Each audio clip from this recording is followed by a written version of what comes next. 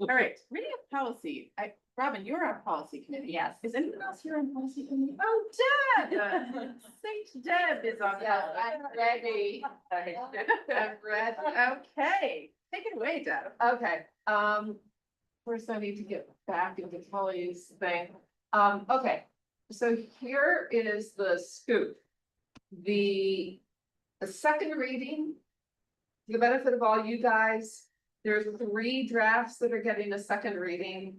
One is on career exploration, which we now need to be sure is happening in the elementary grades. Which is, you know, when people come in and they talk about stuff, that counts. Just so you know, we are now, Oh, good. just as a heads up. Okay, so. This is the career, the second reading of, they're added in the backwards order of how they're listed, but there's career exploration pathways and credentials. There's background investigation and criminal records check. There's equivalence and instructional staff and materials. We are all seeing those for the second time. No changes were made as a result of discussion of the policies. The career readiness is intended to put us in compliance with state law and 306. The background check, there were 3 words that we added to that policy, which was that to clarify that interns pay their own background check. And the third one, again, this was the one about instructional staff equivalence. This is mandatory for Title I schools, all Title I schools, and we already do everything that we're required to do, so we're just putting these policies in place. So I hope we don't really need to spend time, but you're welcome to open them each if you want and read through them. The other 3 are a little tricky. The mandatory drug, and they're only tricky for silly reasons. The mandatory drug and alcohol testing for bus drivers. This is required by law. Norwich has one. We have to have one. Dresden has to have one. This was actually discussed at a policy meeting back in May, and I was on the policy committee. So I hope everybody reads it for the first time and reserves any questions for some other time.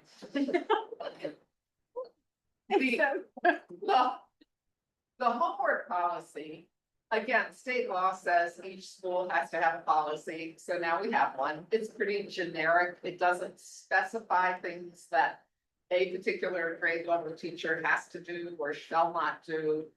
It's basically just putting something in place to comply with state law. The third one, this is the one where I'm really gonna kick the can somewhere else. This is the, oh shoot, no, it's here, this is the one on protection of pupil rights amendment.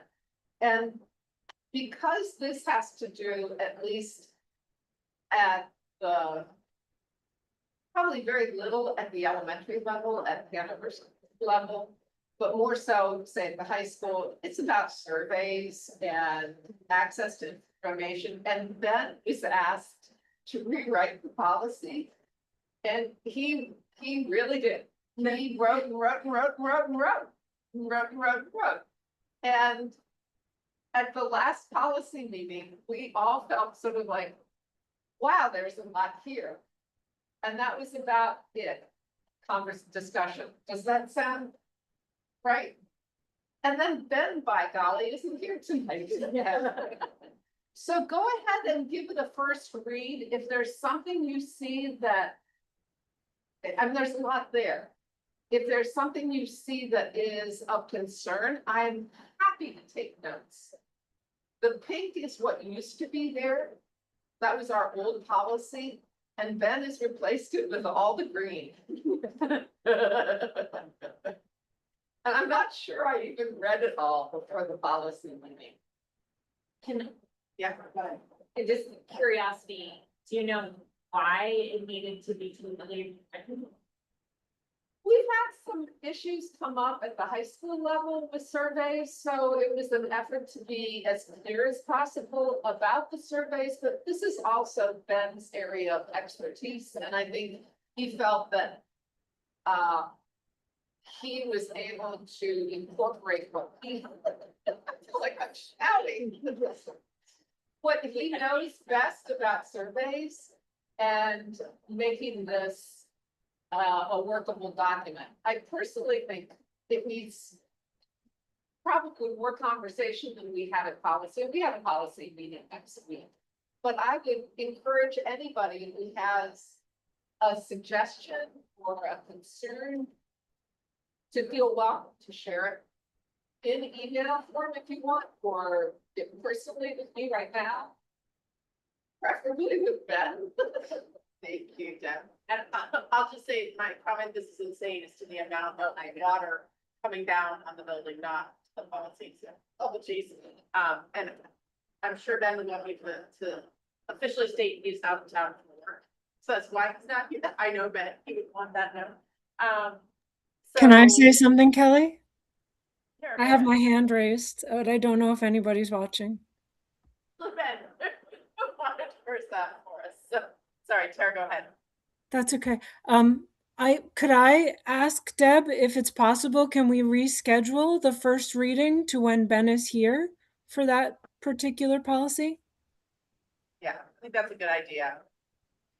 And I had a question previously on the principal's report. I'm sorry, Tara Veloso, nobody's in the room, and I have a schedule conflict, so I'm attending remotely. For the enrollment, was there any discussion about why the K and 1 classroom sizes will be larger than some of the higher grade cohorts? Because that was a concern when I reviewed the chart. So, I mean, we've looked at that and given the standards of how many students in a class is in 20, we are well under that. And so we had a conversation about that and given if it's needing further exploration, we can certainly do that. I've met with the kindergarten teachers and they're getting ready and setting up for kindergarten with their 16-ish puppies and they're ready to roll. So I think as far as whether, and I'm not going to speak for them, but I haven't heard concern on their behalf that those classes are too large. They did speak to us as a board the last cycle, requesting specifically that the class sizes in kindergarten be kept significantly smaller than they currently are.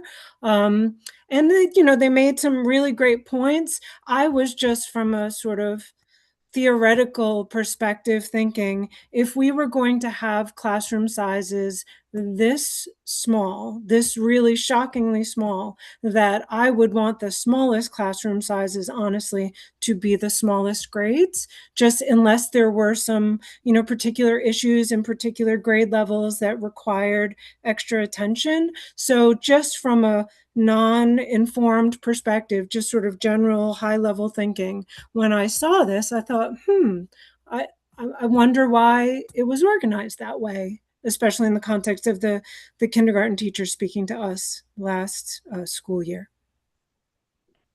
Thanks for providing that history, Tara. I appreciate that. And that's certainly something I can go back. I don't have an answer to you right now around all of the decisions behind this, but I sure can go back and do some research and figure that out. Thank you. Appreciate it.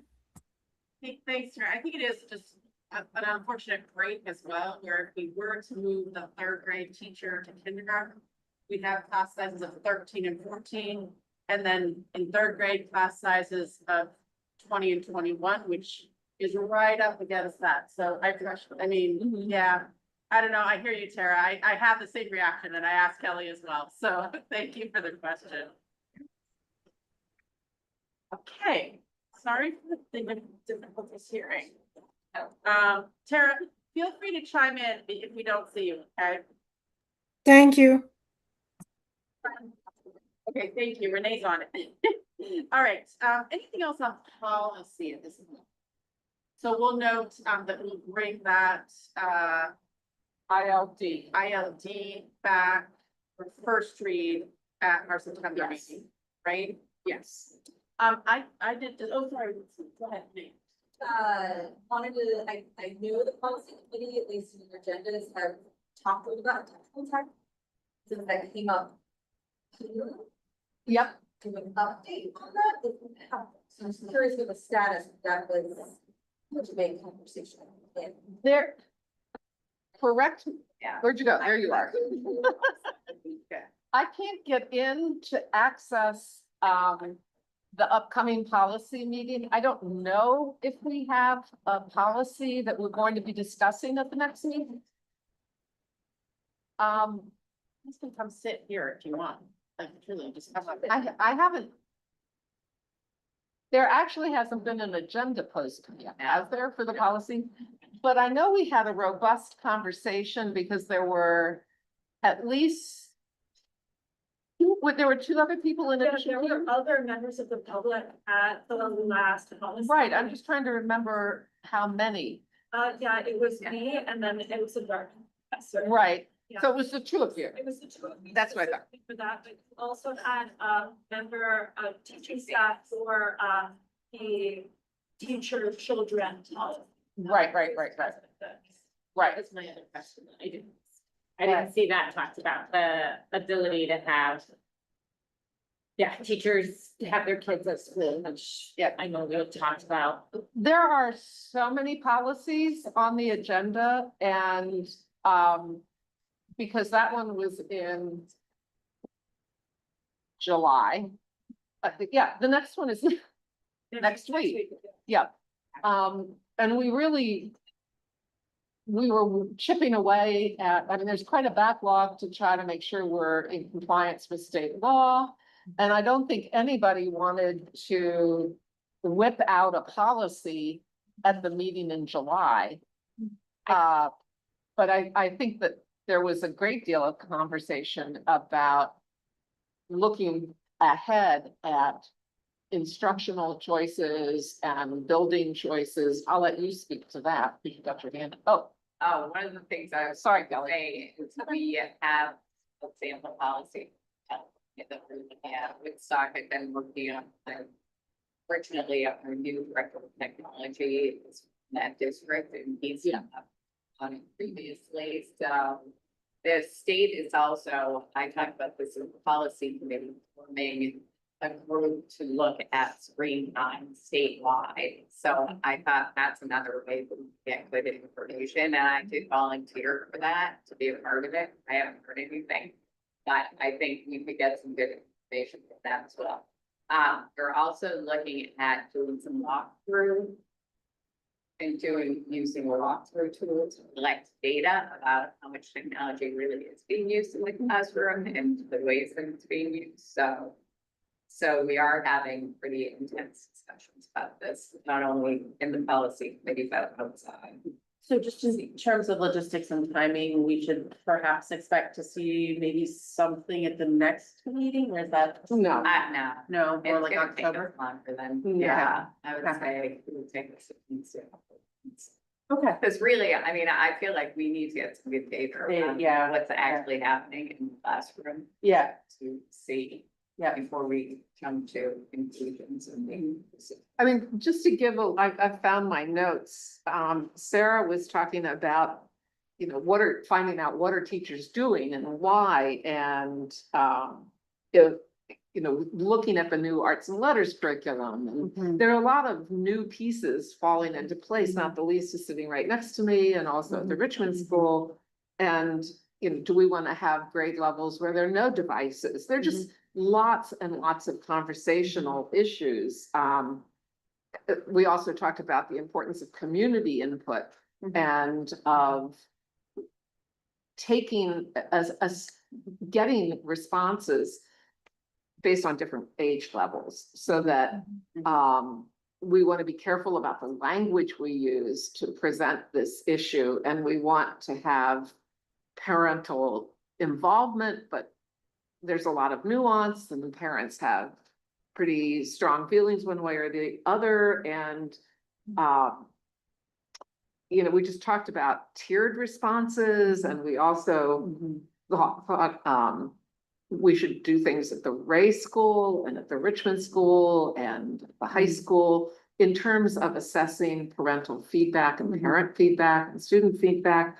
And Rhett was there at the meeting and he said there's not a clear answer as far as special ed is concerned. Oh no, sorry, that was a different conversation. That was the one No, I about, think yeah. applicable, I mean, that's. but it probably, yeah, but he Yeah. didn't say it about this Yeah. issue. Yeah, Sorry. yeah. I kept reading my notes, but we also talked about this book, which I brought up, but I didn't have in my hand, which I've since ordered. And I haven't started to read it. Yeah, but I think there is a lot of material out there and the time seems pretty ripe. And then the Atlantic magazine had a whole article, which I shared with board members about reading and the role of, you know, how things like reading on a Kindle doesn't count Yeah. for the kind of reading they're promoting, and audiobooks. Again, I don't want anybody listening to think I'm dismissing Right. audiobooks or reading on a Kindle. Reading is good, but in terms of brain and health, it's reading this kind of book that makes the most sense. So I think there is a lot that parents can be reading, a lot that we as school board members can be reading, but we are not ready to bring a policy forward next month. I would just push on what I think we're all leaning towards, which is making sure there's fewer devices. It sounds like that might be where you're going with what you're citing, Deb. There has been really great work by other really smart districts on this. And I know that you mentioned like LA, I think, California. Like, we don't need to have a massive amount of community input on this. I think we can put something out there for reaction and then talk about it in a way that is intentional while not waiting until the end, like start of next school year. So I just want to say, like, I'm feeling the tension between, yes, we want to collect the data, we want to be intentional about what we're saying and doing, but there's also really good information out there. And if you guys do need to break up elementary versus middle versus high, that sounds quite reasonable. It seems like it's more clear cut at probably the elementary level. So I just want to make sure that we're doing justice to what we've heard from the parents and we're not delaying just to capture more data. Now, the data I totally see could be really important for like, okay, what are the gaps that we need to support teachers on? Right, like we're starting to set a policy. Yeah. How is it gonna impact our teachers? Yeah. And so that seems so important, but I see this as a parallel, not a series. And I just wanna say that out loud, and I don't, this might be what you were saying, Deb, but given the importance of our last meeting that this was such a hot topic, I don't wanna kind of say we're gonna let it wait.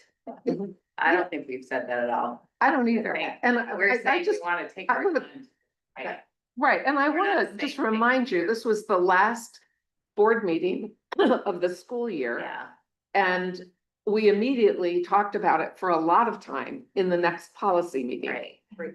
We haven't had another policy meeting yet. We've gathered. So it may seem like, come on, get it done, Yeah. but come on. And this is my opportunity to say thank you to the policy committee, which is our only committee that was fully active throughout the summer. So thank you to those of you on the policy committee. Yes. And so in the continued theme of asking the policy committee to be a full-time job, I just want to do my little push for the, I believe, low-hanging fruit around staff with their students coming to school here. Yeah. Yeah. When we ended the non-subcommittee or whatever that was called, when we met about this, it was really clear that we have a model policy because they do it across the river at Marion Cross. We're in the same district. We needed to check very specifically around special education. Rhett got us that answer, which isn't always crystal clear, but many districts in the area like got that data for us. And my understanding from the email chain is Ben was just like, yes, but we're gonna do this the right way. It just needs to go to policy committee. We're meeting in July. It will be done. And so there is no, I shouldn't say that, that's black and white thinking. There's very limited to no pushback on this. Like nobody, no teachers are like, no, there's lots of information and people supporting We it, seem to so. have space. I'll put that out there for our earlier discussion. So I think for me, just a reminder, please, can we, That was the other. So I yeah, have my policy. hand up about this issue. Also, I've had my hand up for a while about this. So I was going to ask you, Deb, before, thank you, Carrie, we got back to it, about that policy that was discussed.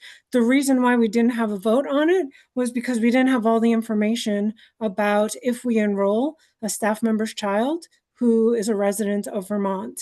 And someone said they were going to go and get that information. And I wonder if that was acquired. Yes, yes, and we had questions about special education. Yeah. too. Yeah. So are those all of those bits? Do we have all of those bits? We have most of it, I think, now, at this point. That we'll discuss at our next policy meeting. Which is next week. Right. Just next week. We were very mindful of a desire for a decision for this school year. There were some outstanding concerns, including some that have been shared by the Lebanon School District. They have encountered some problems. So we were trying to be prudent. And we also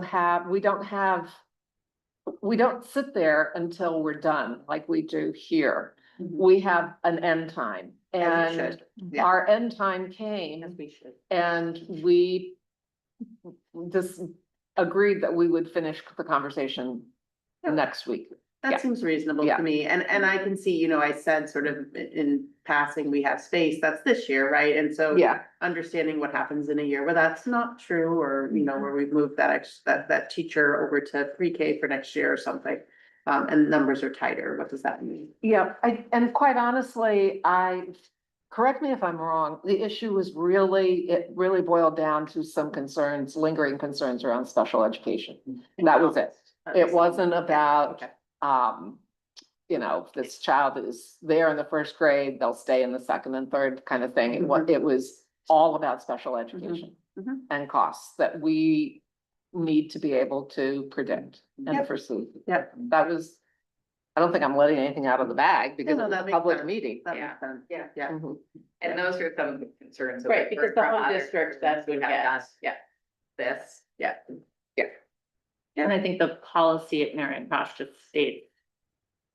Right, they have a sentence in there, so we looked at, that just says. The sending district is responsible for that, Right. but I think Yeah, that, we but that talked was where the about question of, Legal, Yeah. like Yeah. how, how do you hold that? And Right. Vermont law. Yeah. versus national law. yeah. Yeah. Okay. Thank you guys again for Yep. the work that you're doing. Yep. My only thought on, and I know it's first reading, so I'll just throw this out there as a comment for next time. That class homework policy, Kelly, does specifically have some pretty firm language about, the assigning teacher providing written policies and that sort of thing, which I assume, again, like as a, if you're a high school teacher, you have a syllabus and that's pretty like, that's out there, right? So just making sure that as from an elementary standpoint, we're understanding what that means and teachers are okay with it. So just throwing that out there. Yeah, and Kelly, just all of my recollection is that all of the building principals had a chance to look at this policy first. Perfect. Any other questions on policy? All right. Thank you, guys. Sorry about You're great. taking so No, much time. You're great, you're great. Because we asked questions. Draft budget guidelines. Renee? I have no guidelines. I have an update for you on the process to get to guidelines. Perfect, love it. So, and Tara, chime in, if I misspeak anywhere, as well as Robin and Teresa.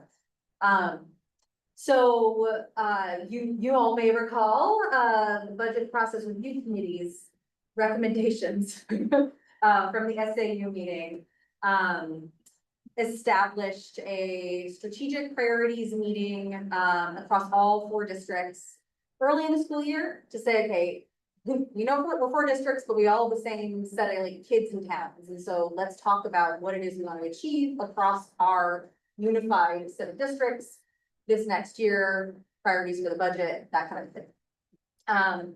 That meeting of strategic priorities is intended to impact and influence the recommendation on what is the target budget guideline for, for Dresden, for SAU, for, SAU is a little bit different, I'll let Tara speak that in a second, for Norwich. And so the idea being that we are gonna have that conversation.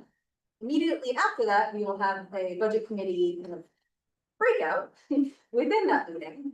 And the folks in the room are, the directors, we have our principals, it's all the budget committee folks as well as board members, who will be part of that discussion.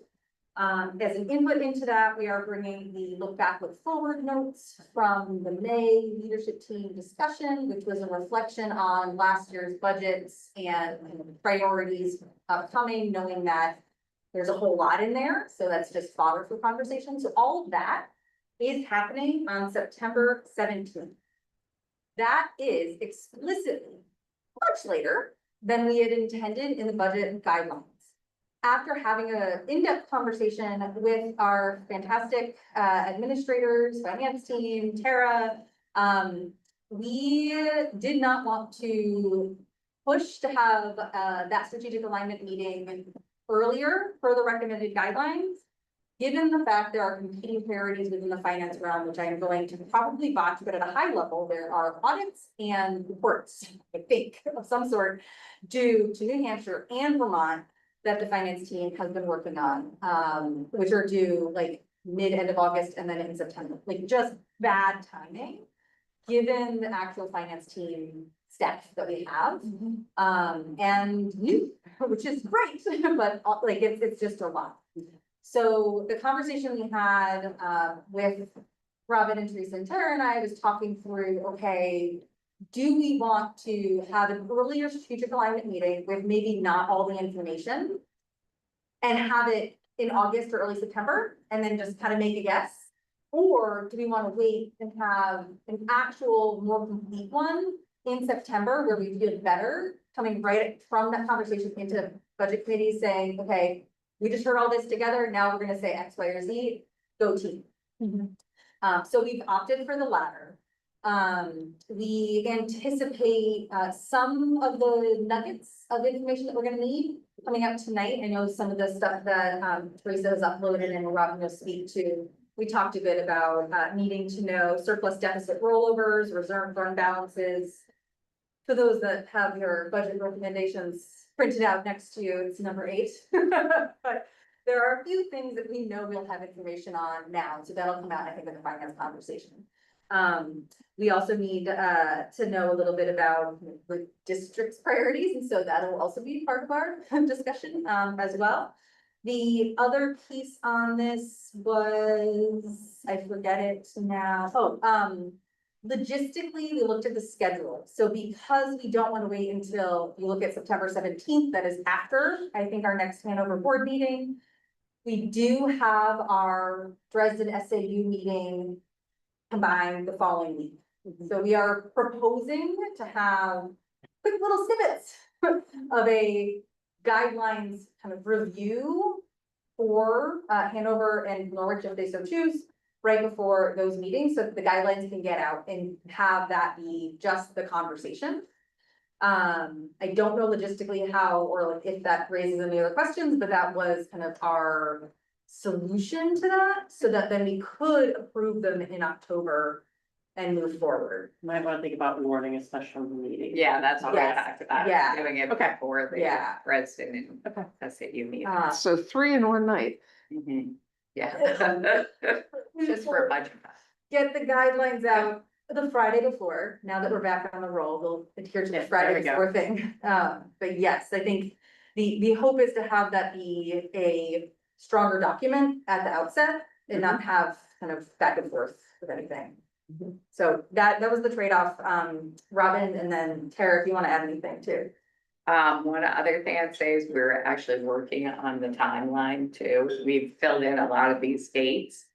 We've set up dates for the process for all the budget committees, and then we are scheduling all the times to meet with the internal budget committees. Great. So that's near completion. Ryan just wanted to go over it. couple more times to set up the, like, look at the long-term voting dates, things like that, but we're in pretty good shape for scheduling all those as well. So, And I'll just add before Tara chimes in that we, thank you to Tara for sharing all of this with the Hanover Finance Committee. We got a lovely update from them, thanking us for, and by us, really you guys, for hearing their concerns and sort of reconsidering how we're going about the process and moving it earlier. I mean, we are still earlier, right, than last year, and just the thought that's going into it. So we did get a really lovely letter from them. So thank you for that. And thanks, Tara, for presenting it. Tara, did you want to add stuff? Especially for Um, SAU. I did want to add that the reason why the first meeting is scheduled when it is we thought it was critical specifically to have the quick model budget documents. So there's going to be a big rush coming up to that aggregate budget meeting to make sure that all those quick models have been prepped. So there's a lot of work to do between now and then. One logistical concern I just thought about this, and I don't have the answer, Kelly. Maybe you do, because you set up the help to set up the committee membership. When we do the breakout at that big meeting in mid-September, Renee, some people are on multiple budget committees. So I don't know how we're going to manage the breakouts if there are certain individuals who are supposed to be breaking out into their two budget committees at one time. Yeah, Renee? Well, we can co-warn things. We could No. I just mean logistically, I think we talked about 30 minutes after we have the group portion of the meeting, then to have the smaller committees, then buckle down and pick their budget guideline numbers. I don't know if we can do that if, say, you, Renee, are on two of the committees and you're supposed to be hashing that out at the same time. So I'm just throwing it out there. It just occurred to me right now. And I don't know if you're the only one. I think I'm only on one now. All right, thank you, Tara. So yeah, Renee, go ahead. I just wanted to clarify one thing, because I know that we've talked about it a bunch, but I don't think it's, for those of you who've been here that know the term quick model. By quick model, we were discussing around having that be the stepstone to a actual multi-year forecast. So expectations that we set, that I think, please shout scream in private or here if you want. That's wrong. If I say it wrong here, is that we are really thinking about the expenditure side this year as, okay, we want to have multiple years and what we think that's going to look like. We know there's contracts that already exist, that kind of thing. Have that be a 3-year out. Revenue wise, it is so up in the air. It will probably just be a single line item with lots of question marks and whatever, but at least some way for us to start the process of saying, here's the net assessment for this year. Even if we are just saying revenue is literally flat as of last year, because then we can have that conversation of, okay, well, we think revenue is actually going to go up a little bit. Revenue is going to be down a lot. Okay, what does that actually mean overall in one place? And so that's the multi-year forecast aspect of it. So by quick model, it's kind of like quick model 2.0. So that is something that we are going to be looking forward to having on the 17th, which is also another reason why it's not just like a quick turnkey thing. It's not the same exact document as last year. Yeah, and I'll just add to that, thank you. I think one of the things that we noticed last year, and I would say the year before that as well, is that we weren't even looking at revenues until we basically already figured out our expenditures. And there were some surprises on the revenue side that potentially some of them could have been not surprises, right? That if we'd been looking at that, we could have known, ooh, actually this 10,000 didn't come to fruition. We kind of knew that and maybe should have been looking at that earlier on in the process, right? So just keeping an eye on some of those things year over year that we know are going to be lower, and cause that decline that we saw last year that we can predict at this point, right? But we know we didn't have as much left in the coffers, and that's going to create a hole for us. So. I have one other thing to say, and it's just a total wrench in the works, is that We are starting to meet to talk about this in September. In November, there will be a townwide vote thanks to HB 1300, which we spoke a lot about at the last Hanover Finance Committee, but we as a board have not yet discussed ourselves. And the problem with HB 1300 is that if it passes in Hanover, that we will be limited to an increase in our budget of CPI, which means when the Hanover Finance Committee asked me, so Tara, what does that mean? Because you start your budget planning in advance of this vote. What does it mean to all the budget work that you've done? And my response to them, and I'll stand by it here as well, is that all budget work in progress will be shredded if the Hanover voters vote to enact that school district budget cap. So I just need to throw that out there, that this is a big thing, and we as a board, I don't know where on the agenda it should be put, but we need to have a plan and we need to be discussing this. So we are gonna look at that at the end of discussion tonight, Tara. One good piece of news, the actual bill that was approved specifies that it won't go into effect until 2028.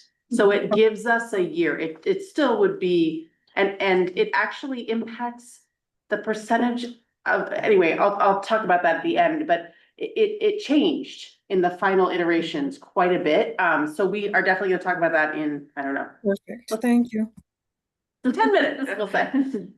But yeah, the one thing to just calm us down a little is that it explicitly says if it were voted on in 2026, it would not go into effect until the following budget, and so the 2028 budget. So that's good news. Right.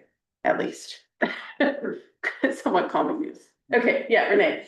I have one specific priority question because it was a big topic last year, pre-K.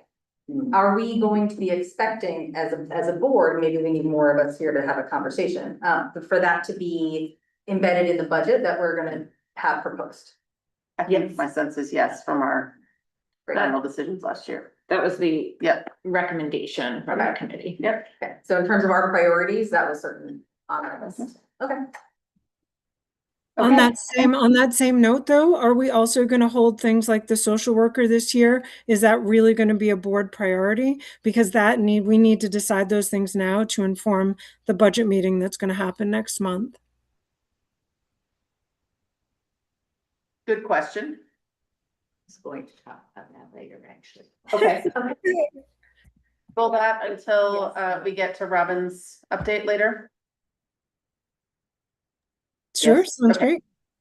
Thank you. All right, if there are no other questions on that, thank you, Renee, for all the hard work. We'll move on to family handbook changes. It sounds like there's not much. There are not many changes. There was one area that we have a wrong budget number for the cost of joining PTO, and that is $35. I've communicated with Ryan and folks to get the updated information into the handbook that has been shared with parents.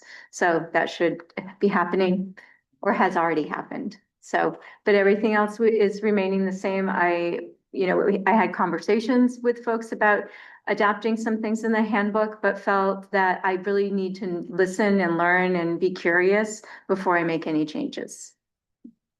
Okay, questions on the handbook? Because it came up a lot last year, I will just ask, is the dog policy in the handbook? The dog policy is, I don't believe we put it in the handbook. and I'll look No, tomorrow okay. and no. Okay, it's policy, not in the Yeah. handbook. Okay. But I've heard that it's been suggested that in my first Ray of Sunshine newsletter that I reinforce those parameters around dogs on campus. Appreciate it. Thank you. Of course. Yep, go ahead. Are we supposed to approve the handbook changes? I don't know if there are changes, but we can certainly approve the handbook. Okay. So maybe we could add that. It's next, B through D by consent. Oh, is it? It's not under the policy though. Huh? Do we need to add an approval of the handbook to section 6? It's there, Yeah. B through D. B is the budget guidelines, C is family handbook changes, D is the financial. Isn't that expenditures, minutes and policy? That's discussion, I think that you're saying. I'm not Okay. seeing it under business requiring action. Business requiring action, item A, approve items B through D by consent. Right, but B and D are expenditures, minutes, and policy. B. Through D, below. You're looking below, we're looking above. I think it's the things that are below, Okay. usually, right? Okay, that's Right? fair enough. Isn't that right? Thanks.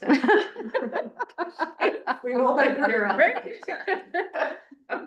And that was Well, my. that needs to be clarified. Sorry, but I think that's how we've done it.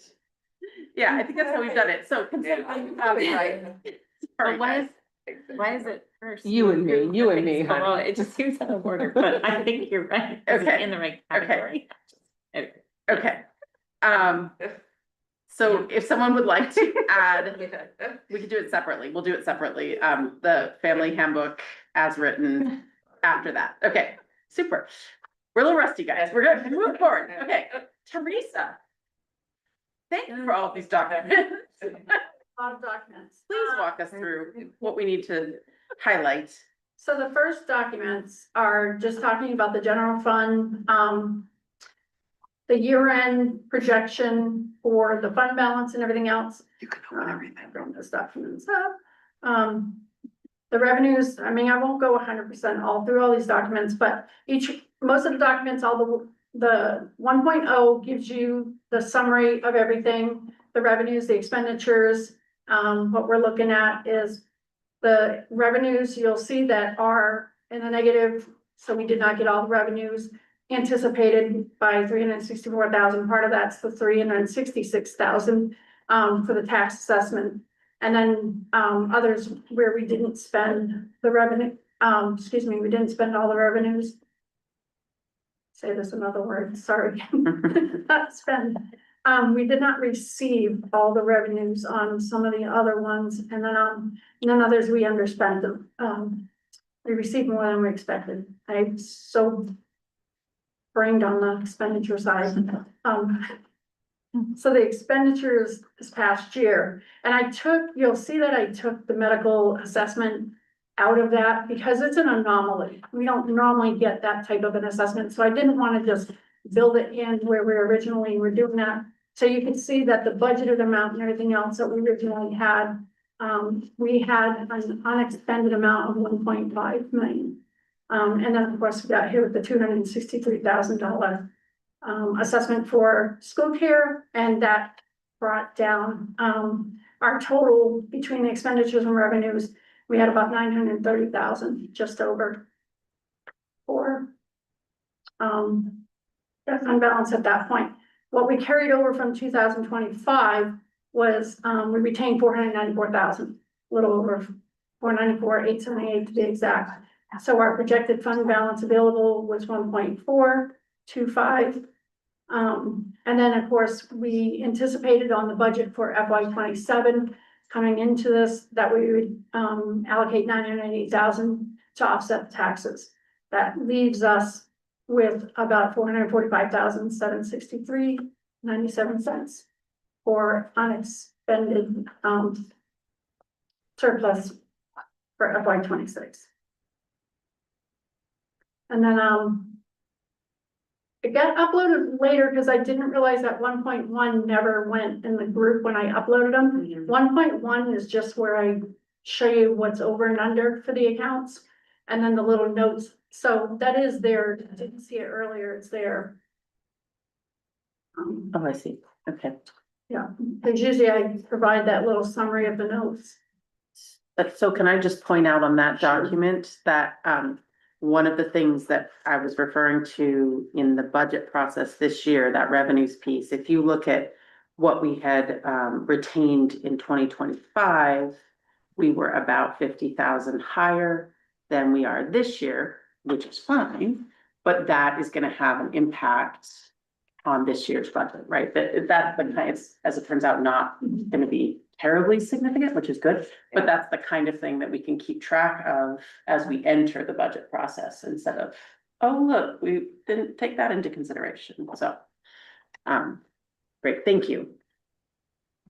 I just, on that note, I love the ability to compare, to last year. Is this kind of just the last 2 years we've been in the 400s and prior to that it was higher or lower, or is this like? No, it's, I steady? mean, the carryover from year to year, and I think I provided you guys, I didn't upload it again, but I provided you that from year to year to year what the fund balance was. And for the last 3 or 4, it was very high. I mean, we were up around 1.6, I think at 1.7. We're kind of coming Yeah. down off. Yeah, a lot of Yeah. unfilled positions were the result. Yeah. That was the result of that and everything else. And we still would have been obviously another 366,000 higher at this point. If we had been, if we had received that tax. But we also didn't take it from the taxpayers. So there's a trade-off there.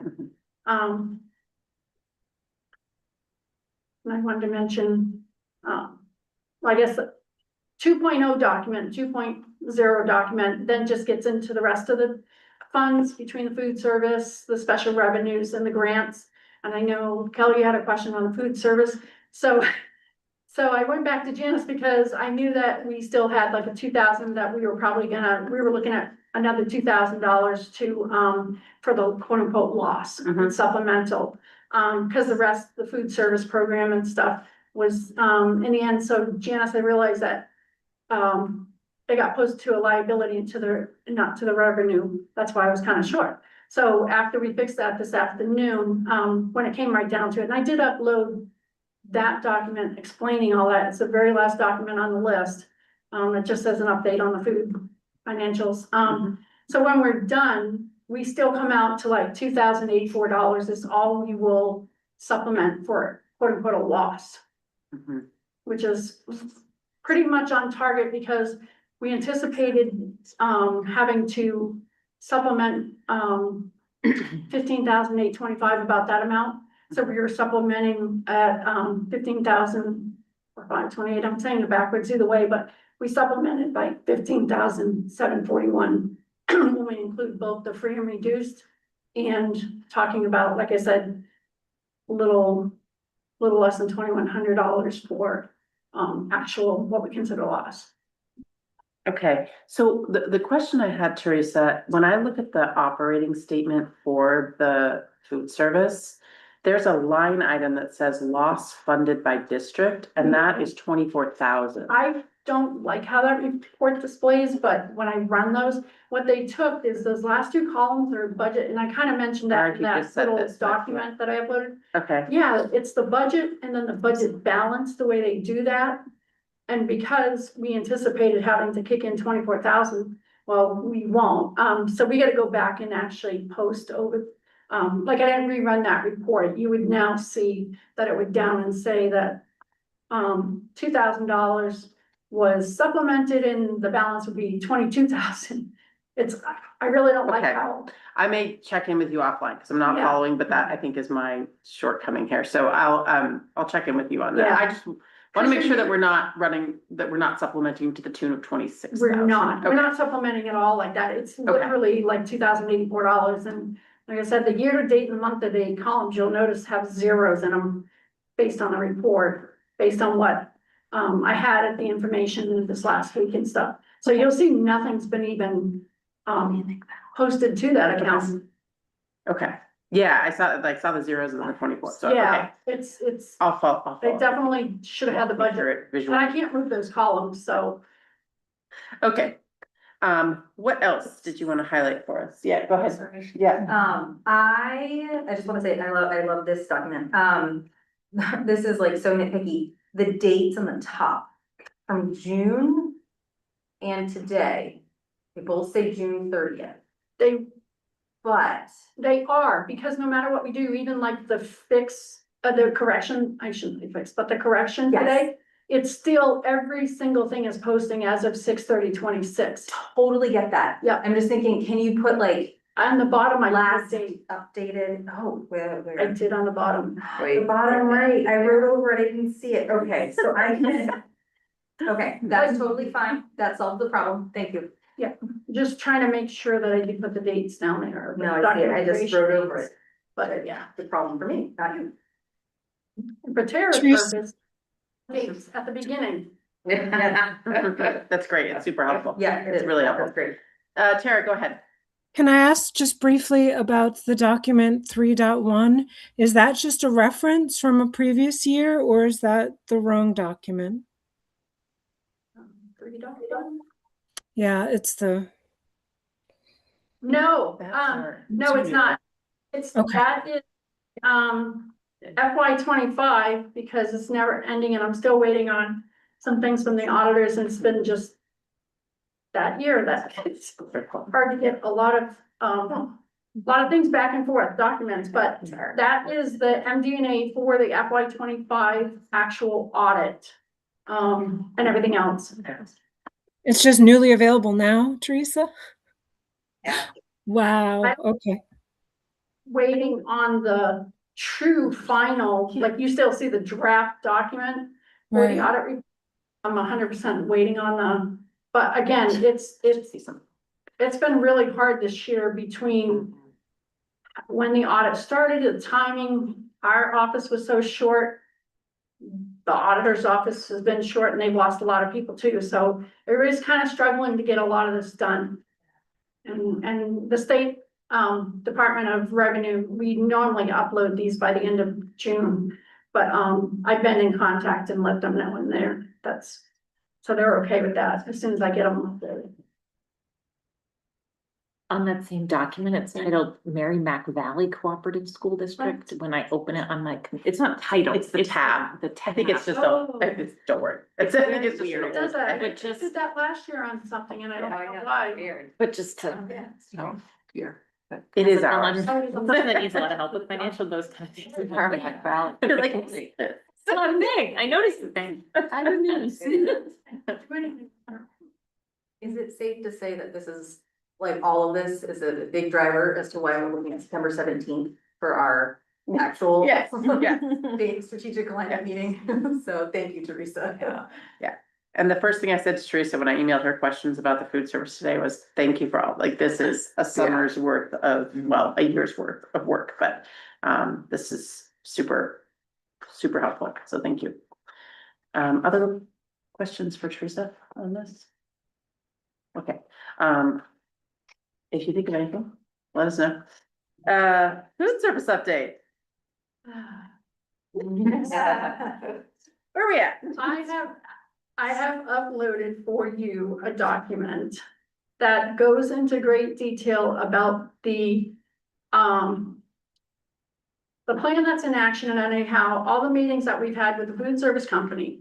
I know that the primary meetings have focused around sort of like the Marion Cross School and we went and did the Farm to School Institute and everything else. So everything that we're striving for this next school year, where the Ray Elementary School and the Marion Cross School to sort of be sister-like mimicking each other. So I'm gonna say it this way, where Marion Cross is sort of gonna be the pilot. And we've had the meetings where we've had the menu planning and everything else, the discussions around all that, which will carry over here to Ray also. And that whole plan, I mean, the whole discussions really focused on the fact that the nutrition of the food, not serving processed foods, whenever 100% possible, if you can avoid it altogether, it's not always gonna happen. That's just the bottom line. Being able to serve portion controls that make more sense for the age level that you're working with, being able to acquire more foods from local farms and vendors and things like that. So those have really been the plan focus and the community part of it. Also incorporating that, just getting classrooms, like examples of where in classrooms, students themselves can help and teachers involved can help prepare foods that tie into their lesson. So taking the whole farm to school and really utilizing that on both sides of the river and everything else. And sort of, again, back to this unification, if we can try and make certain things, I mean, we've been working on the website and making it where when you go to the website page, no matter what school district or what school your child's in, the layout and the concepts are the same, but as far as the food program goes, everybody's been on board with overhauling this and the food service company. Like I said, met with them again this morning over at Richmond Middle School. And again, even though we're having different meetings at the different schools, we're all talking about the same thing. We're all talking about trying to achieve the same goal of serving more nutritious foods, meals, taking candy out of school, taking drinks that provide a lot of sugar. But for the Ray School, Trevor will be leaving here and going to Marion Cross School. They have a candidate that, she was actually here today visiting, and everything else. So, just having some change and some new, fresh what do I want to use? Fresh outlook and everything else. And seeing things a little differently and seeing how we can just kind of capitalize on, again, I think, I can't say it enough, that the biggest thing is capitalize on, fresh food made from scratch. You know, meals made from scratch. So if I'm a parent, I'm gonna push back a little bit. If I'm a parent, I will say I'm worried. I'm worried about this. If I'm a parent, what I'm worried about is school starting in 2 weeks, right? How much is lunch gonna cost? Is my child gonna be able to eat what's gonna be provided in 2 weeks from now, right? Like concretely, or do I need to plan to be making lunches for my child starting in 2 weeks? I guess I'm just wondering what communication has gone out to families, because I know they were very concerned, right, 2 months ago. And so, while I completely understand the summer and it's hard, I know all the challenges, but here we are 2 weeks out, and if I'm Renee and my child starts in 2 weeks, like, what do I know about the food service But program? what did you know last year, 2 weeks before school? I mean, really, I'm not being flip about this. I'm not trying to do it that way or come across that way. But it's every single year when the food service program, there's an assumption that it's operating. This program is operating. We will have somebody in the position operating it. And the food service company is hired for a reason to do a professional job. We expect that, we anticipate that, and that's been the meetings, that's been had over and over of the expectation that this is not what parents, staff, students want, others, administration, we don't want, this is not what we're paying for. Right. So, I saw your hand, Renee. Let me, board members first, and then I'll get to Carrie. Did you have I thought I saw your hand too. Yeah, no, I don't know. Yeah. Defer. All right, Renee, take it away. Renee You know- Sargent from, sorry, Tara. Do you want me to, I can hold back or it doesn't matter. My question is, Teresa, we spoke a lot to parents about this issue, and clearly the message I got is that parents want more involvement and want reassurance from us about healthier choices. And so I saw that we weren't able to set up those committees that we had talked about. The parents thought that they were going to be able to provide their feedback. So my question is, in what form or what venue or in what manner are you imagining that we are going to give parents a voice in this matter over the next weeks and months? The feedback is always welcome. The feedback is welcome here. It's welcome at any given time. And I believe that the feedback was given, a lot of it. I mean, when you're talking about 25 emails in a matter of one day, that was a lot of feedback. So I don't think that parents haven't had a voice. I think that parents come to the meeting and speak when they do have something or a concern that they have. I do also believe that it's really hard and it slows the process down when we are trying to move forward and administration needs to make a decision. And we're not taking any part of that out of a parent's right to again, come and speak or to, at any given time, just call or email me. I've said that in the past. Two things, I two just- things. Yeah, I understand that. Do we still need some kind of committee, Teresa? Because we had talked about the contract per se mentions, sort of approval of menus and such. So I guess I didn't form my question well. I'm talking about the level of granularity. There was concern about menus. We have the ability per the contract to establish, review, and reject menu items. We talked about giving parents a voice to participate in that. It doesn't look like we have. So my question is, how are we going to loop them back in, or are we not? Even if it is not to slow down administration and we come up, you and the food service folks come up with the menu, there has to be a closing the loop with the parents so that en masse, they don't feel like they have to be inspired to show up to another meeting and speak about this for a long time. So is there a way to do that, or is there a plan to do that? Well, there was a plan and there were meetings put together and they were put into school newsletters, asking for people's participation. In the end, 3 people showed up for the meeting. And That was high school, right? Not, it was not about the high school. okay. It was put out, it was clearly put out that it was an SAU wide because we were trying for unification. Again, I don't have time to have 4 more meetings at 4 more schools. Or, I'm sorry, if I have to.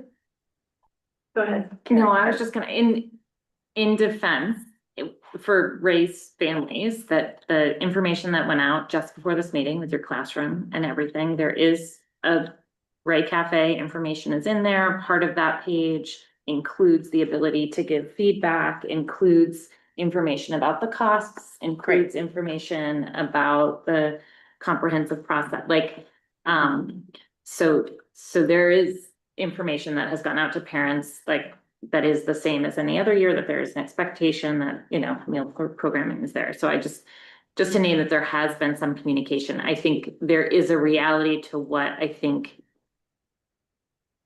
we know happened at the end of the school year. There were a couple hot button issues and there were all of a sudden a great amount of feedback. And people care deeply about the food that their children are eating, and it's summer, and the granularity that we're reading flyers and showing up to me, just all the ways in which schedules change mean that more likely that people may have missed that, more likely that people may not have been able to participate. And so I think there is validity to Tara's concern, I think, about where is that place. I don't know if that place needs to be you, Teresa, or if within schools there could be committees or opportunities for families to join. And I think that may be. That's what I'm wondering if Another- we could pull this out of Teresa's hands Yeah. on some level. Yeah. To gather the feedback. That's what I was gonna say. I Yeah. mean, this is not, we've got building administrators and Yeah. we have people much who can solicit this information and deal with it. I Yeah. feel really strongly that Teresa shouldn't have to run meetings at the school level about the food. Facilitate that. And Yeah, I agree.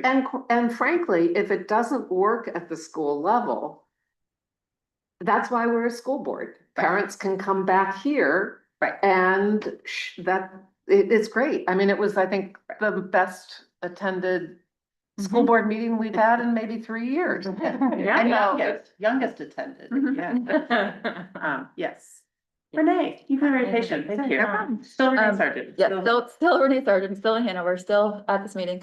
I think my concern is that there was that sign up sheet in June.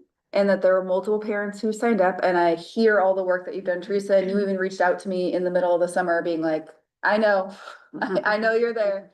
But I think the concern for me is that when you have parents who are volunteering their time to not utilize it, and I agree, and if you want to pull it out of Teresa's hands, that's fine, but I think it would be a big misstep to ignore all of the parents that signed up for that committee. And I will say that I read every word of every email of every flyer that comes out, and I apparently missed this SAU wide food meeting. That was back in May. Okay, That was so, like, that was in the spring, long Pre- before school even Okay. ended. I That was put that pre- together, pre our and there were Hanover. 2 different meetings, Okay. and the second one, there were 3 people that showed up. okay, and I wonder maybe if timing, if it became a bigger issue in June, and again, I know that Yeah. we're trying to make sure the kids are Right, fed we in were really 2 trying, weeks. Yeah. yeah, at that time, we were just also trying to get this going and really rolling because it was after the April, somewhere around the April meeting that everybody showed up here. And before that. It was the might have been June meeting, Oh, yeah. it was June. So I think that's That, there was peeps, there was nothing. right. So I think that is my concern is Mm-hmm. that the June meeting, there were 2 like huge hot topic meeting, like issues that I heard as a parent.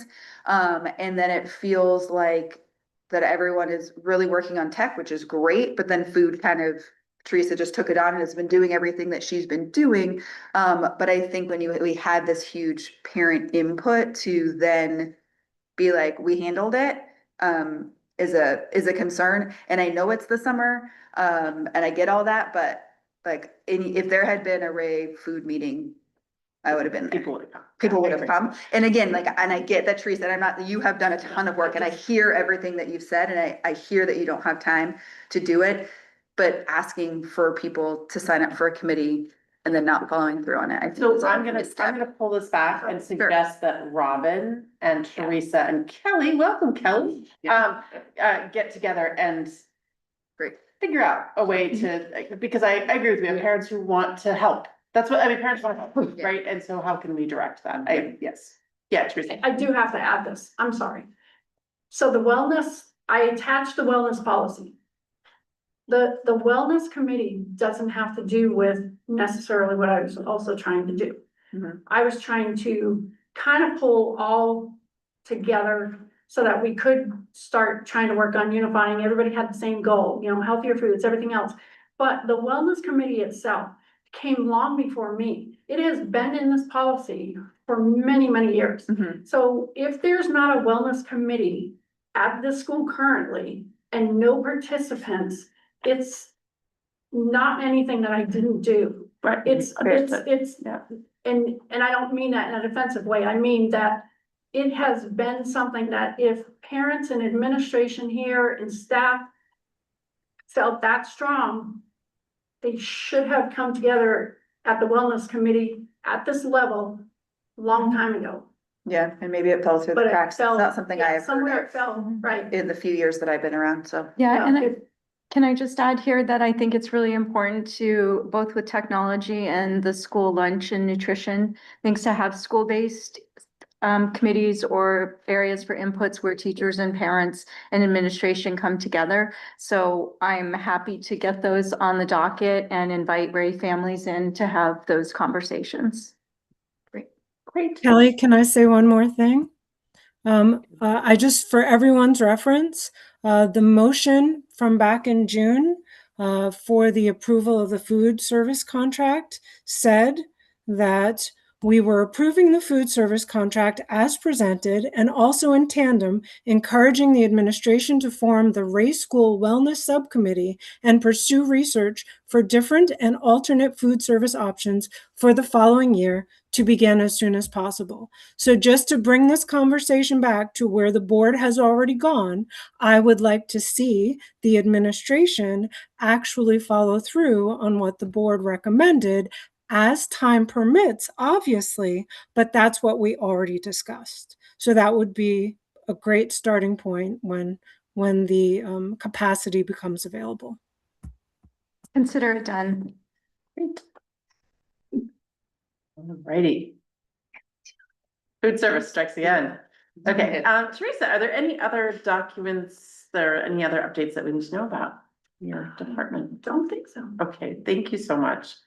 The legislative update, so Tara, stay tuned. So I sent you guys a document. Tara is correct because I was doing this, I don't know, quickly, but so there's 2 pieces to it. One is the CPI limitations on growth.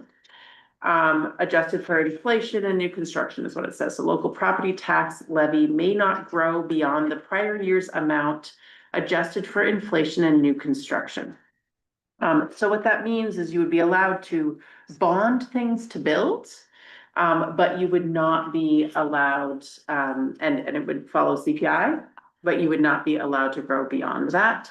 The other piece of it is that the SAU central office spending could not exceed 6% of total school district appropriations. And so there's two sides to it. All of this will be a moot point if it's not approved in November.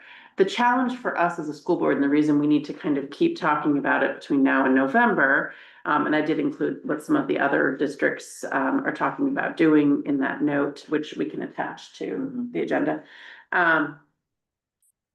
The challenge for us is going to be that these are not, so typically when we do our school board elections, right, in March, we get by and large school-friendly voters who are coming out. And so we are very blessed to have a community that supports schools, and our budgets generally pass, right? The November election, we get everybody coming out, right? And so our job is to do our homework to make sure that people are hearing the message at the town level, at the school level, at every level, that handing over this control to the state, removing this from local control, is going to have potentially dire consequences, right? We have commitments that at times will outpace CPI, right? Commitments to our teacher contracts, unexpected insurance increases, right? Things like that that are coming up, that if we are locked into CPI, we're going to have to make cuts to programming or to personnel, and that will be our only mechanism to fall within that CPI.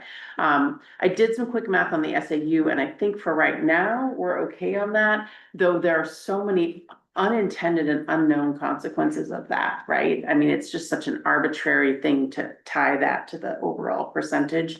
And for us, we don't know if Norwich is included or not, and what that would mean. We don't know, I haven't seen anything specific about sending students and how we account for their, or sending districts and how we account for the costs for those students in our overall budget. So there's a lot of pieces to it that are very unclear, of course, but it is law at this point. And so what would be lovely is if we just get to not worry about it because we do our job in the next 3 months and it does not get voted in. So, yeah. Well, I think there is so much gobbledygook in this law. If this, then this, and here are all the problems, the simpler the message, the better. You know, if you vote this way, it's for local control. You vote this way, you're giving it to the state. Yep. And I'm pretty confident that this community Yep. will figure out which way to vote. I don't think we want to go down a rabbit hole of trying to explain all these bullet points, because people don't listen. Right. They sort of figure, they'll say to me, what should I do? Yeah. I agree with you. I also think it's important for us to be informed about. Oh, absolutely. The actual, because there are people who are gonna say, yeah, but what is the like, what are the actual consequences? Absolutely. And I think we can make a lot of information available. Yes. But I think we need to have a really clear, short and sweet message on article, vote this way for local control. Yeah, Karen. I would be curious, I think we need a simple message. I think we need to be informed. I also think, I'm just curious, like district-wide, what if we could have like toolkits or administrative teams, or, and I know that some of that is, I'm looking at Robin and Lauren, but you know, I think as a school board, we can feel strongly about that, but how do we make sure to also, like, in all the ways, ensure that there's a message that's getting out there? Right, and the other piece that just, you know, people have been throwing around in the school board action network that we're part of, or what's it, school board something action network, is that right? I don't know. Anyway, that organization of school board members across the state. NHSBA. No, that's different. Okay. The school board. Anyway, the one Ben and I have been going to, but one of the things they've been tossing around is because this doesn't go into effect until 2028. If it's a year over year CPI thing, well, heck, let's throw everything in the kitchen sink into this year's budget so that we're protected going forward. So there's just things like that that are completely illogical in the writing of this law. That are not putting children and taxpayers first, honestly. It's a red herring. But yeah, go ahead. Yeah. Renee Sargent from Hanover.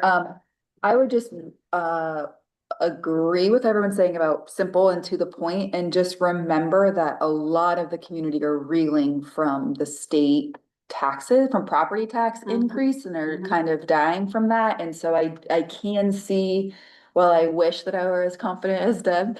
I can see like a cap, people being like, yes, because property taxes kind of went bonkers this year. And so I just wanted to remind everyone that I think is in a lot of taxpayers' minds, maybe more so than for the children. So it's, I'm very concerned that it will not go well and that it will have huge repercussions.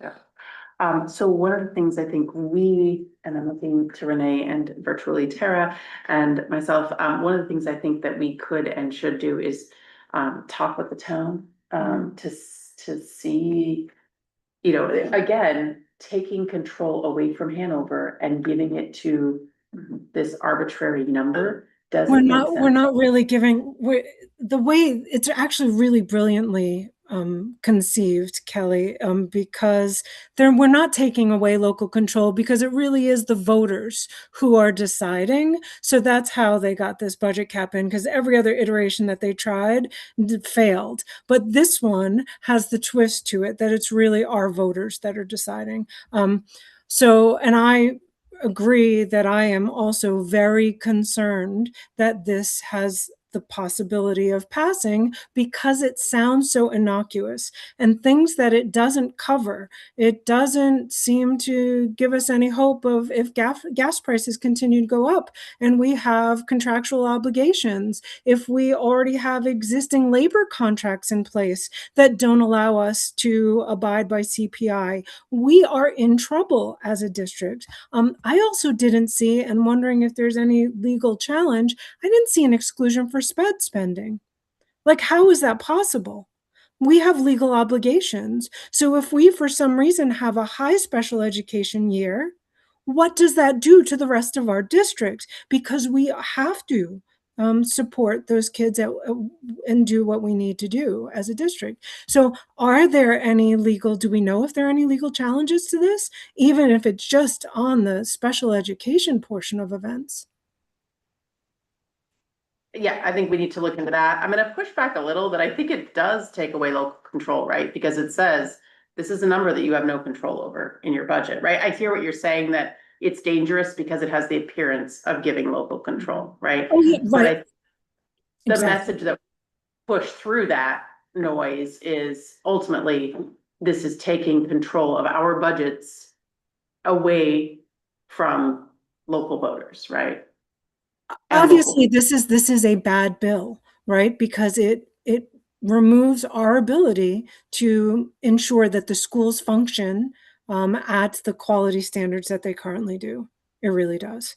And if there's any open enrollment stuff down the pike, which that they are continuing to push forward open enrollment, this particular law plus open enrollment will be a nonsensical and unable to be coordinated legal situation for us. Because we will have to hire more teachers and such. You have to spend more money if you have an inflow of students, revenues. It will be silly. Yeah. So I don't want to add more committees. I think we need to just sort of think about this like individually, but we need to keep talking about it. And yeah, maybe getting together. Yeah, go ahead. Actually, I'm very concerned if we don't have a dedicated set of people, because if it's everybody's job, it's absolutely nobody's job.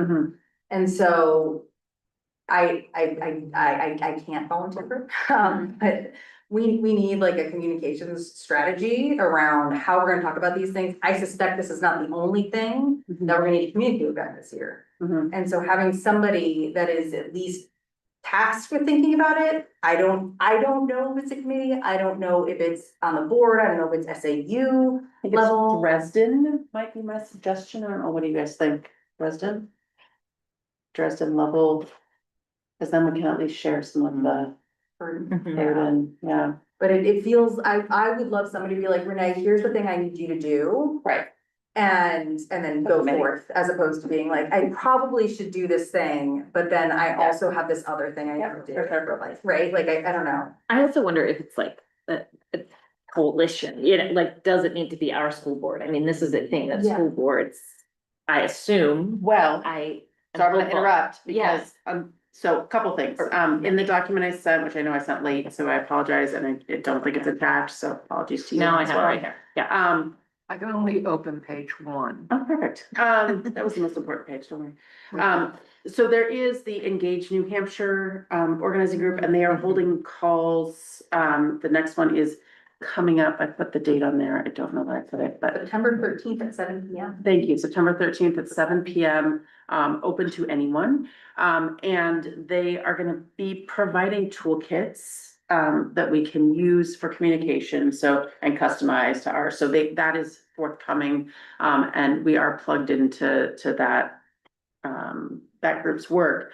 The thing that's different here from all of the previous legislative discussions I think that we've had is we've been pushing back on open enrollment before it becomes law. This is law, right? This is now, like, this is happening.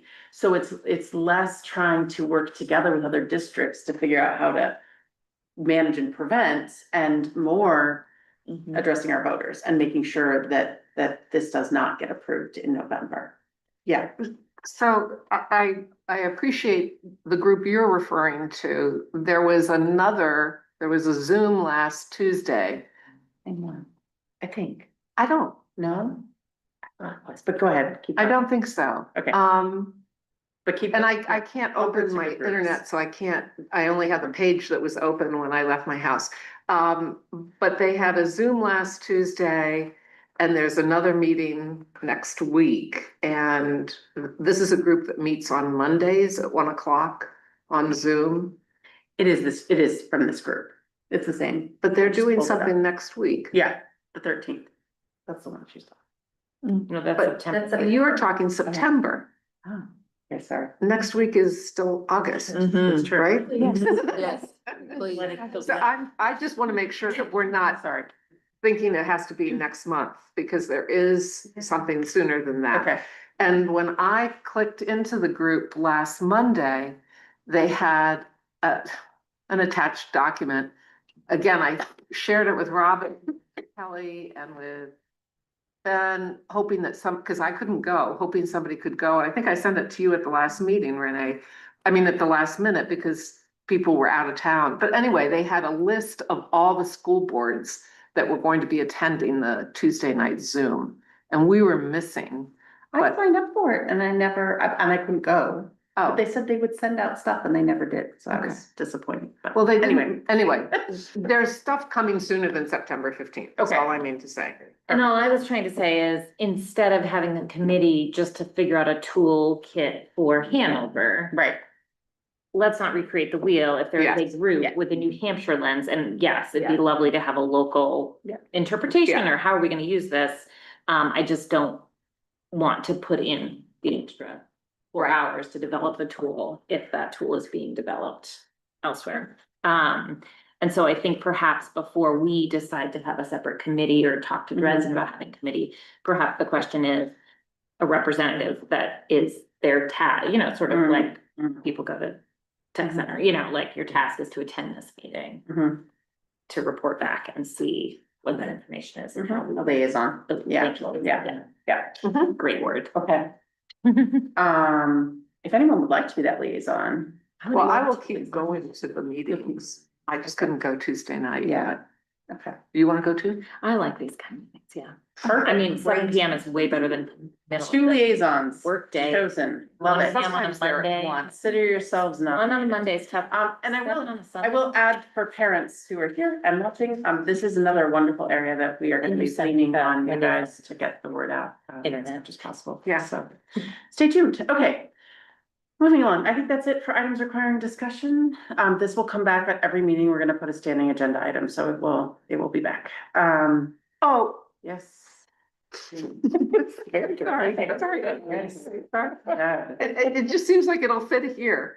I just wanna say for the public, the thousands who are here, everybody knows that the primary is the second Tuesday in September, but a lot of people don't realize that's the day after Labor Day this year. Cause September 1st is the first Tuesday, September 8th is the second Tuesday, so people, if they're out of town, they're adjusting, they're kicking their kids out of the house. And, oh, yeah, you have to go vote. Yeah. So I just wanna keep saying that every time. What's I have the a chance. deadline for absentee? Do you know? off the top of What's your the deadline? You can get your absentee ballots right now. You could go to the town hall and pick it up. For yourself, if somebody needs it who's not here, there is a process.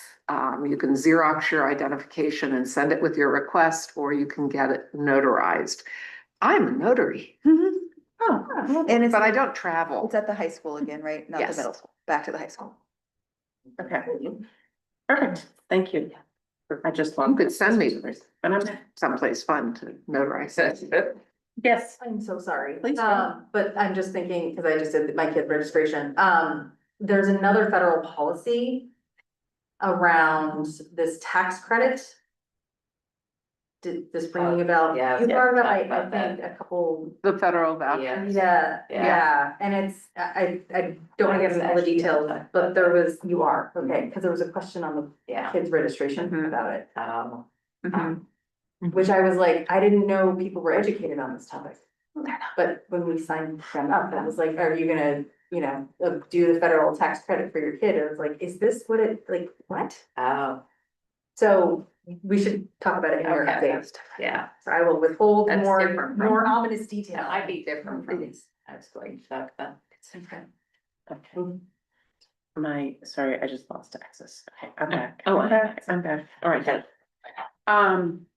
Okay, yes, Teresa. I just want to, I just want to remark again on, like House Bill 564, the Okay. one for the SAU. Mhm. So what that particular one, and I put in like a month ago, an email to our attorney trying to get answers on both 13 and 564, because of the fact that 564 says SAU budget will now go on the ballot Mhm. after bonds, before the district's budget.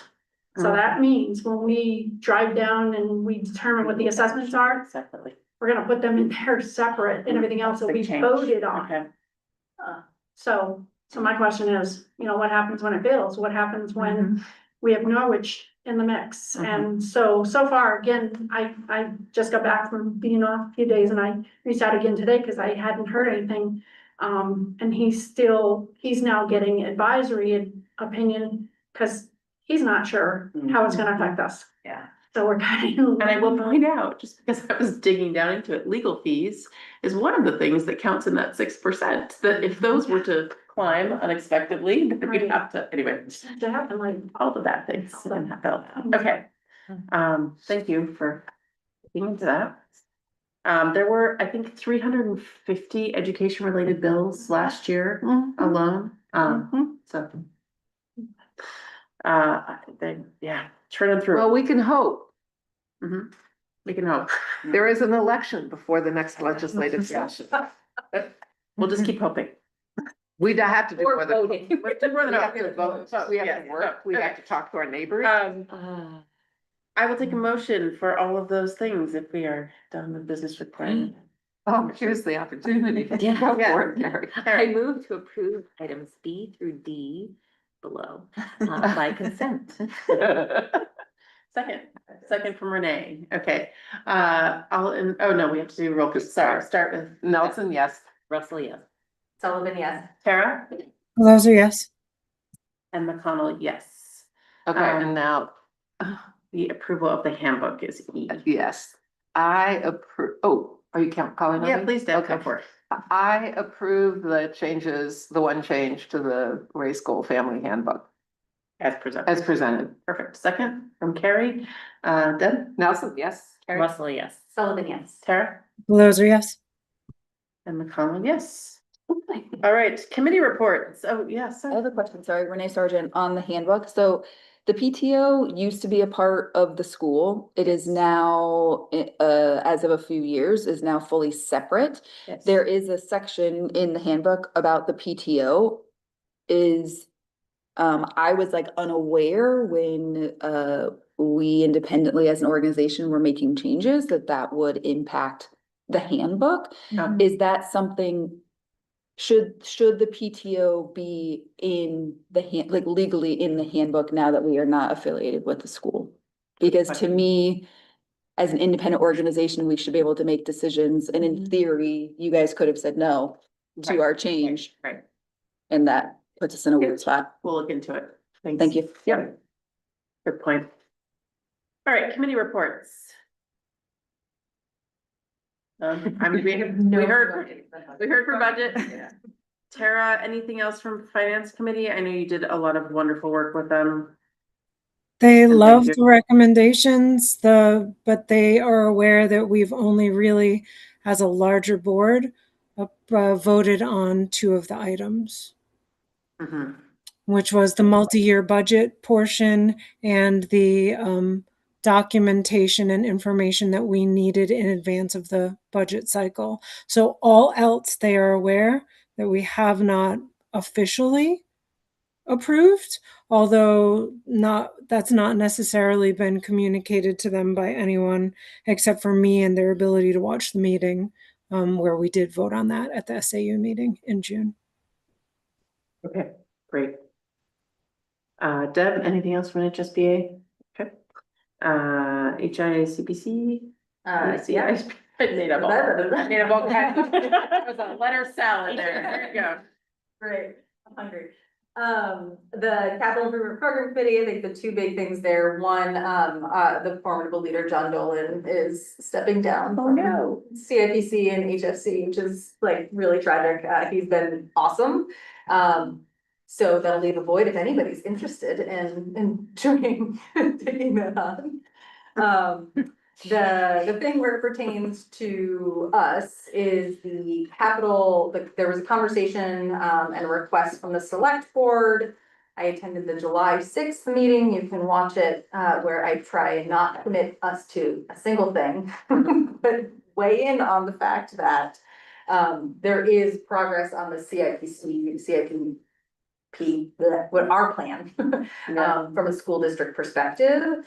And so I was, and I know you have more on kind of how you collaborate with Rob, but the expectation is that there's going to be sharing. So whatever it is that we have in terms of capital improvement plan, we will be sharing it with, or we should be sharing it, like I did not, again, didn't commit us to anything. I recommend the board shares it, with the town capital improvement as a visibility thing.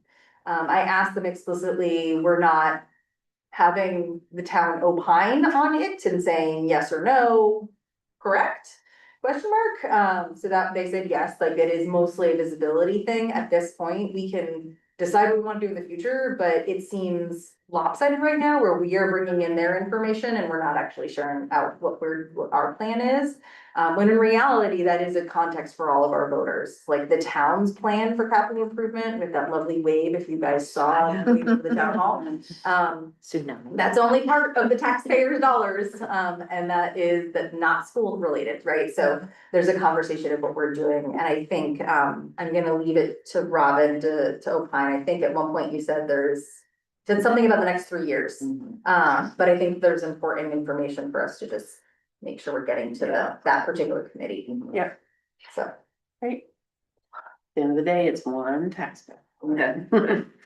And pre-K committee? We are paused because we're giving new administration time to get their legs under them, but we assume we will reconvene at some point this fall. Any committees I've missed? Okay.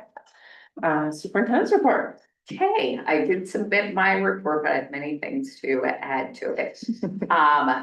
Many related to. About in a minute, but first I want to welcome Kelly and Corinne. So excited that we have them here and we are almost fully staffed again at the race school, but they have been doing an amazing job already and it's been so great working with them. We are also fully staffed at the SAU again as of Monday. We have hired our front office person, Jessica. She started on Monday, and finance is fully staffed right now. We have our director of technology. We have our HR director. They will be coming to our SAU meeting, so you can all meet them and talk about what they've been doing over the summer. So it's been a long time in coming, but once again, we are fully staffed. We held our leadership retreat over the summer and it was great because we had all of our new leadership team members there. Everyone was able to attend. We talked about goals.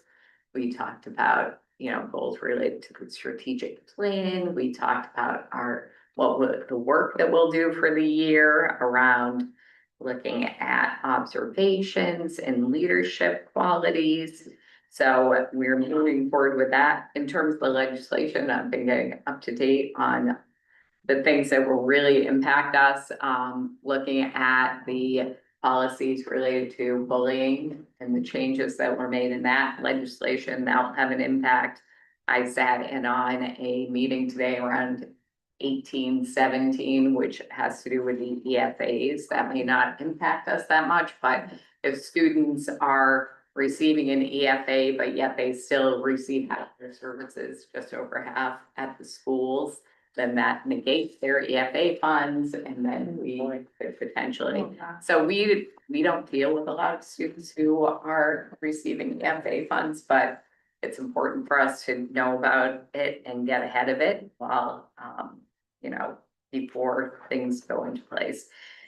HB 1300 that you've already talked about, I have a meeting with attorneys next week to look at that on the 25th. So I'll be able to hopefully answer some of those questions that we have.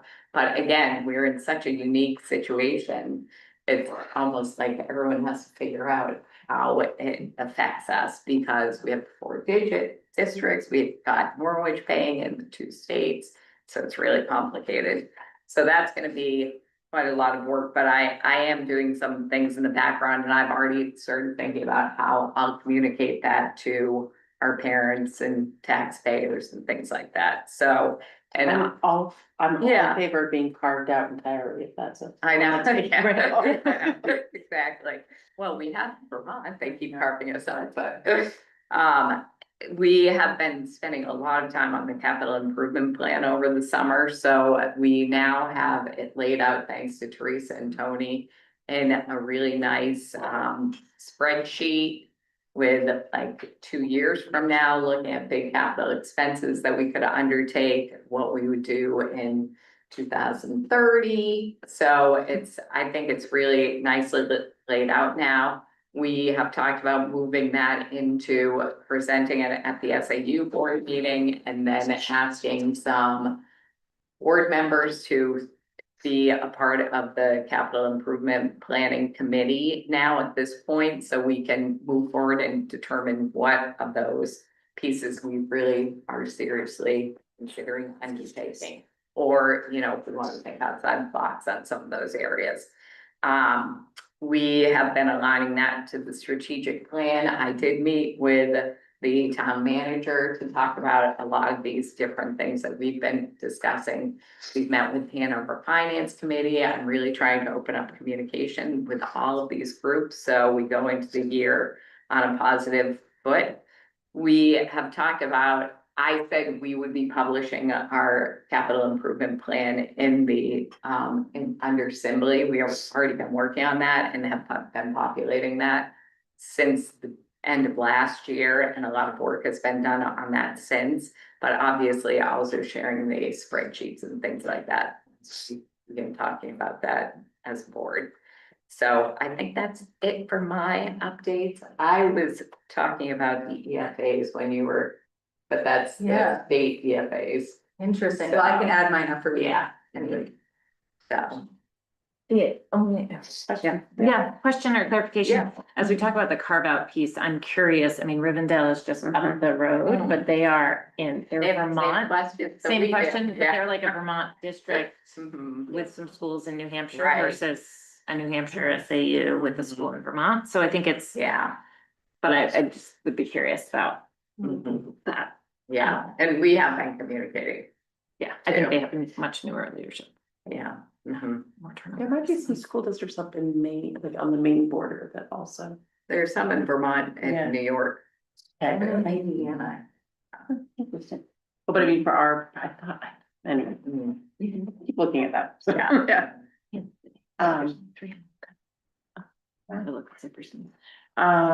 Okay, other questions? That's a lot outside of my report that I wrote, but. All right. Oh, sorry. Should I give my quick Sure, spiel on do this? it, yeah. So there's a federal scholarship tax credit. Mhm.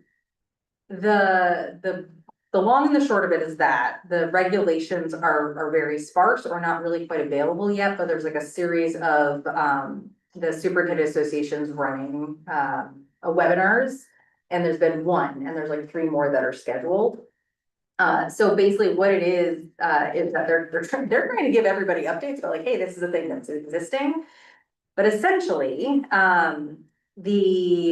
what is written into law is that residents, anyone, will be able to essentially write off up to $1,700 on their taxes to go directly out of their bottom line. Whereas if you were to give like to like the Haven or something and you gave $1,700 to the Haven, it only deducts like 10% or something like that off of your overall income. This actually reduces 1-for-1, dollar for dollar, your whatever your income would be. Yeah.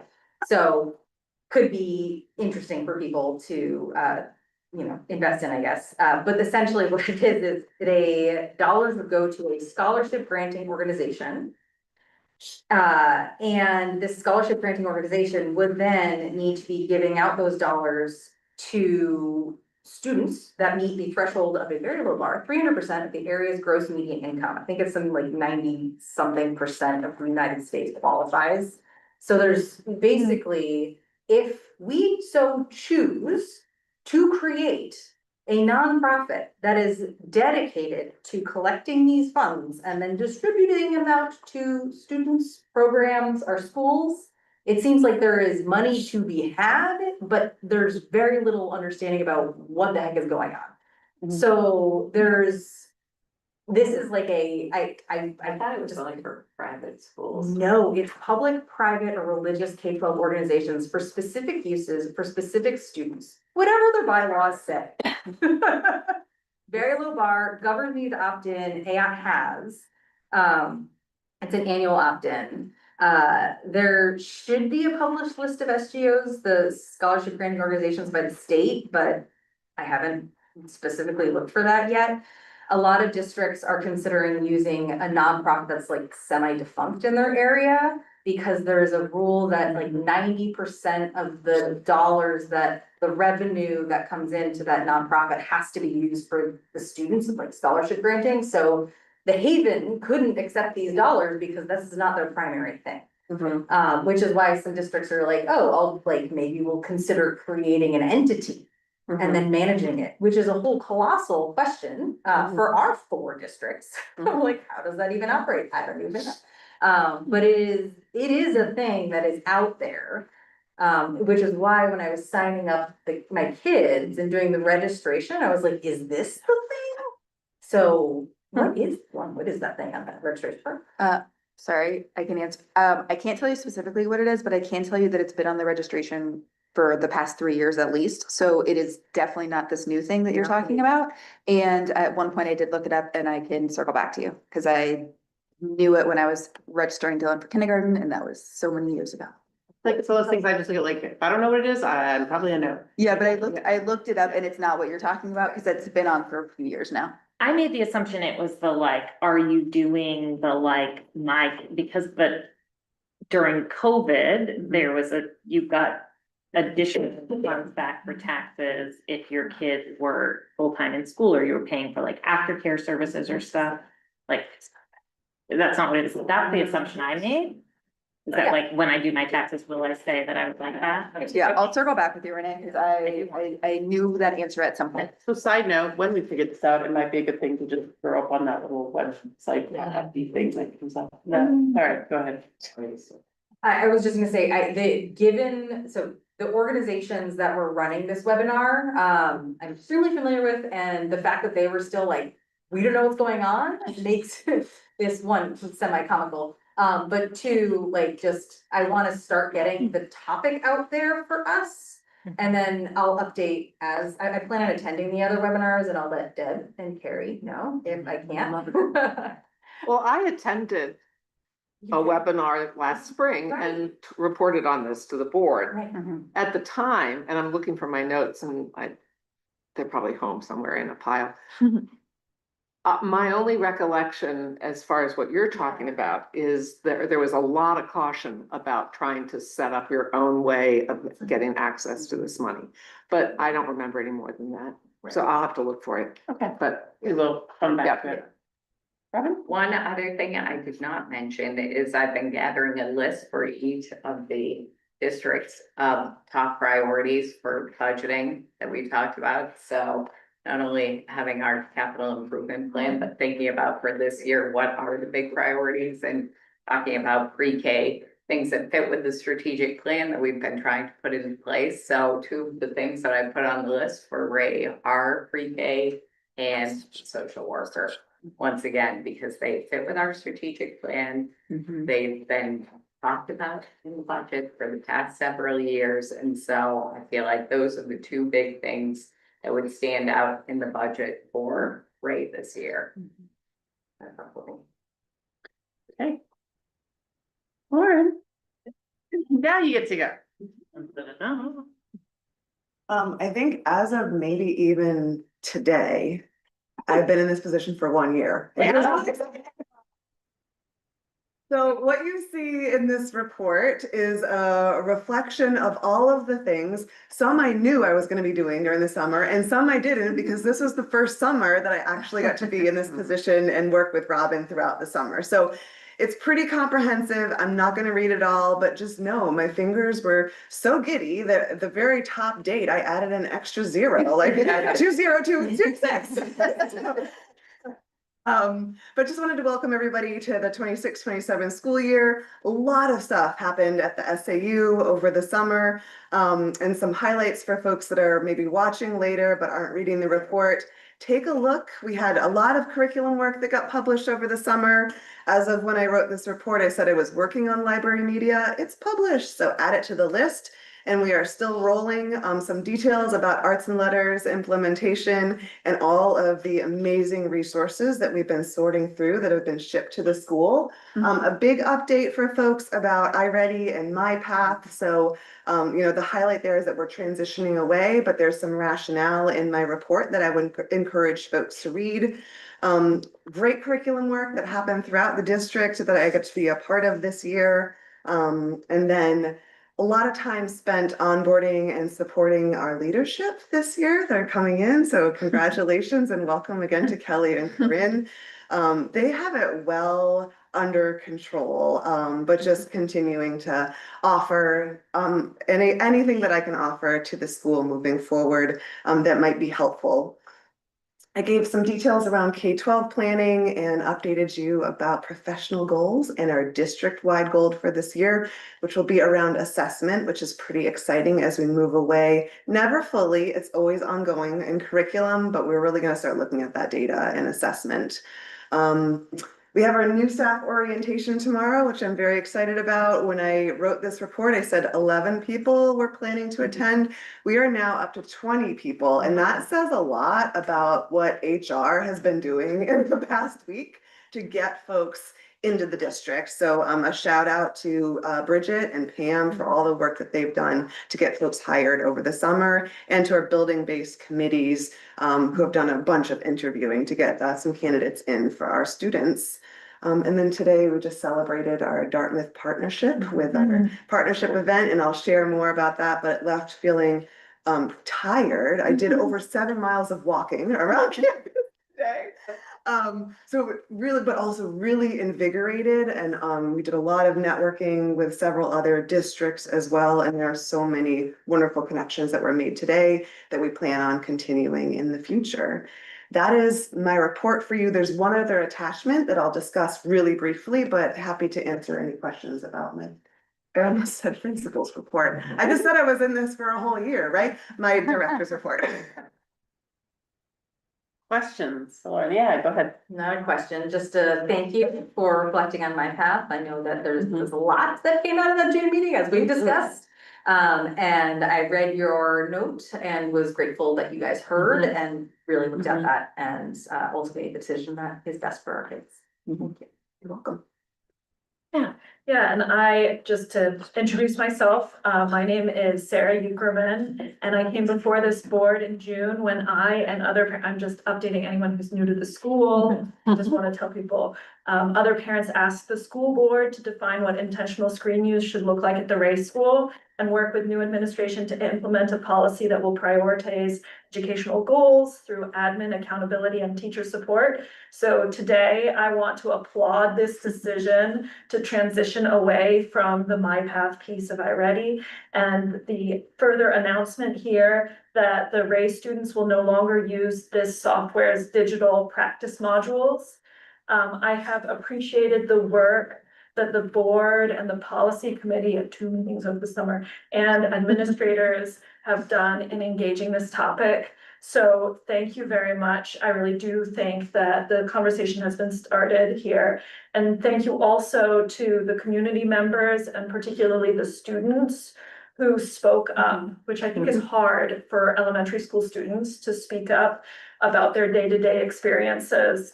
I hope that they see the effect. I know change takes time, and I just look forward to hearing how this conversation develops in the coming months. So thank you. Thanks, Sarah. Any other questions or comments for Lauren? Okay.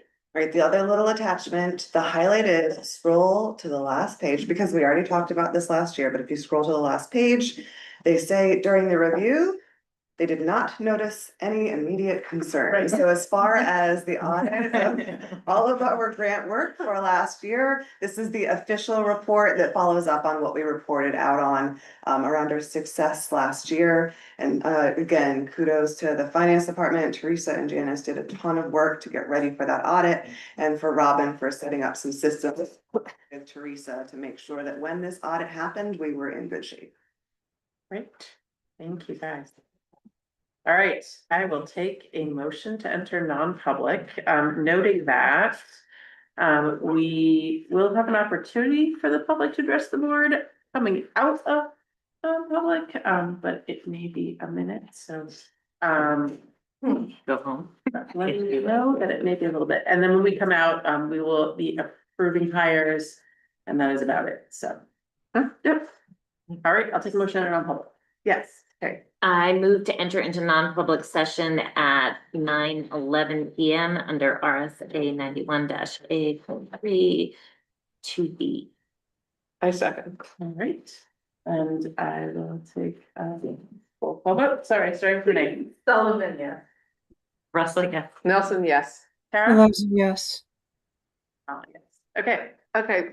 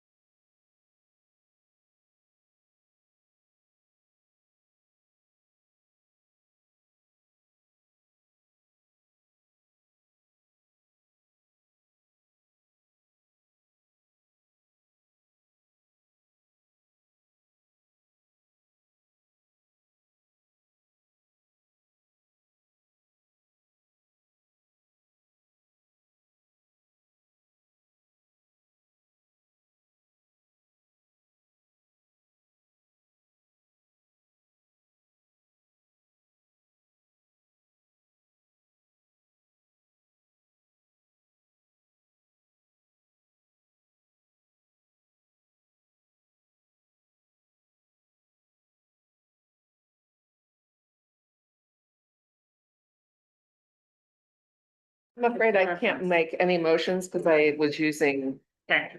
Kelly's laptop. Really quickly. I think I still have connection. And if you see, I've been CC Tara, can we bump her over to panelists? Yeah, once you're on, thank you. Okay. Yes. Yes. Oh, I'm ready. I closed my computer. Turn your Wi-Fi and off and then back. Oh, wait, maybe it's, oh, once, is Tara there? It says they're panelists right now. Yeah, I'm here. I'm here. I can motion, I got it. Okay, great. Go for it.